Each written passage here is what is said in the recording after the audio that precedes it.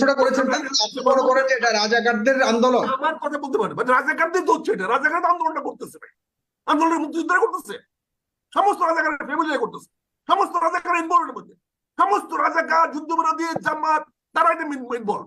এর বাইরে কেউ আছে? রাশিদ খান কিভাবে যারা আজকে শিক্ষার্থীরা আন্দোলন করছে এরা সবাই রাজাকারের সন্তান?